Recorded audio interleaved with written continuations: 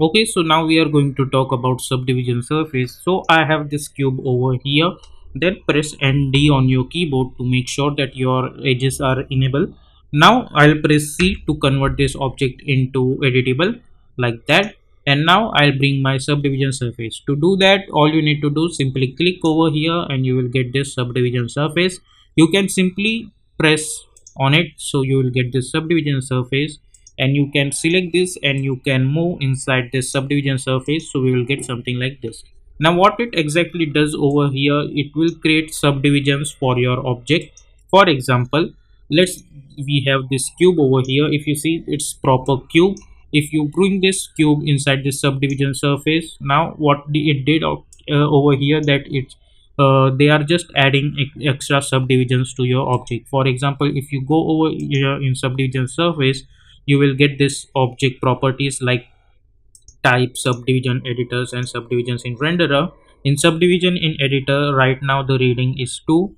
If you increase it, as you guys can see, it's going to add extra subdivisions like that. So yep, that's the basic use of subdivision surface to make your object a little bit meshy. Now this is for normal cube. If I select one cube again, and for reference, I'll move this cube over here. Now what I'm gonna do over here, I'll increase one segments over here on each and every axis, and then again I'm going to enable my subdivision surface, and I'll select this cube and I'll move inside this subdivision surface. As you guys can see, the shape is different. This is because let's hide this subdivision surface so we can see our object properly. This cube, we don't have any edges in middle of their faces, but for this cube we have this edges over here, so it will act according to your edges like that.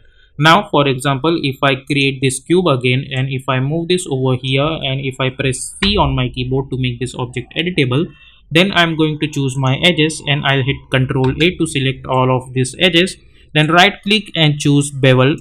So if you add a bevel to it, now as you guys can see, basically we have added extra more edges, so subdivision surface will act differently for this.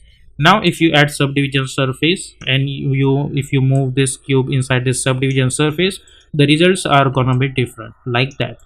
If you hit Ctrl R, as you guys can see, the results are totally different. Now basically the use of this tool is to make your your body a little bit softer. For example, if you select the subdivision surface and if you increase the subdivisions, if you hit render, you can see the difference between all of them. As compared to this two, this looks very soft. Now this is basically like if you create cube and for example, I'll move this over here, and if I enable my fillet object over here, as you guys can see, and now if you hit render, the results are pretty same. But you can still see that results are quite a little bit different over here and over here, and that is, this looks more sufficient, what we call elegant looking, and this is quite rigid. So yep, that's the use of subdivision surface.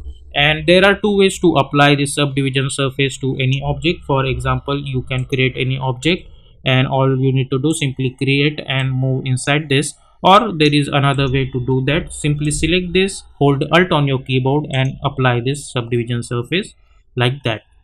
Okay, so yep, that's it for our subdivision surface.